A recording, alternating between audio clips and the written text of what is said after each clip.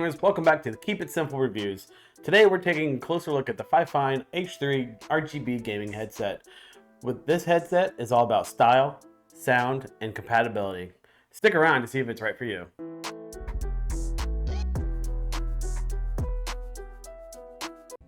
Alright guys, let's just dive right into it.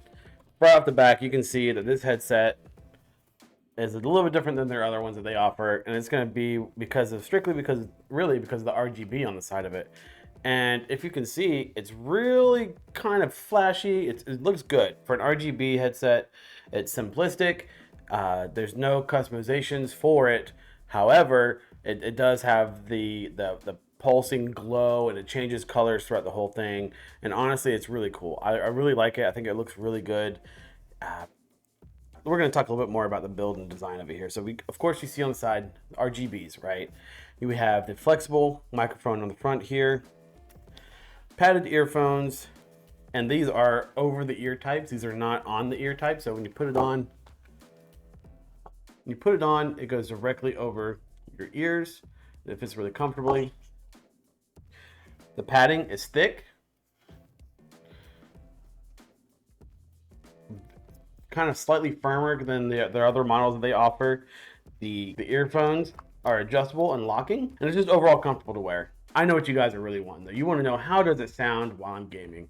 Well, I put some hours into it, guys, and I played Call of Duty. I played the new Pal World, just to have two different scenarios on it for gaming, and honestly, it performed well. You know, I could hear everything I needed to hear. No, I didn't hear that guy coming around the corner. That really wasn't the case.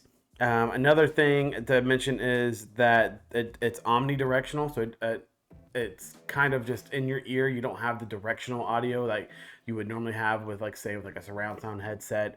But honestly, I didn't really find that lacking for my enjoyability of the game, and I really appreciated that fact, because you know, for a budget headset, that you really don't want to feel like you're missing out on something. Another thing to point out, guys, is that the microphone. I personally typically use an XLR microphone or a USB mic, as most people do with their setups these days. But that's okay if you don't have those, because the microphone on this headset, honestly, performs really well. I was playing with my friends, and I was talking with them, having conversations with them, and then I brought up with them, hey guys, how do I sound, by the way? I'm not using my usual mic. And they said, oh, it sounds great. I couldn't tell that you weren't using your normal microphone. And I told them specifically, I was like, well, guess what? This is the headset microphone. And they were like, well, wow, you sound like you're using like one of your XLRs. And I was like, that's great to know. I'll pass it along to my viewers. Another great feature is the control panel here that kind of goes along with the microphone, because it has a on-demand mute button that's going to be right here, and you just slide up and it's muted, as well as the overall volume adjustment here. Now this adjustment controls the overall volume of the headset itself, not the microphone volume. So that would be something you would still need to configure within your game. And last but not least, guys, we're going to talk about the compatibility here. Okay, so I use this on my PC. It advertises to be used on Xbox, PlayStation, and even the Switch. And now, honestly, I could see that being the case, because it does just use a 3.5mm jack, and if you can plug it into your controllers or inside your PC, it's gonna work. I ran into no issues with anything. Another worthy note here is, let me show you the connectors here. I'm gonna go ahead and disconnect it from my power source for it here. So you see it no longer lighting up here, but see, it comes with two connectors here. Okay, you've got the 3.5mm, and then it comes also with the USB. Now, the USB is strictly for the power for the RGB lighting, and that's going to be because the audio and the power for the lighting cannot pass through the same cord.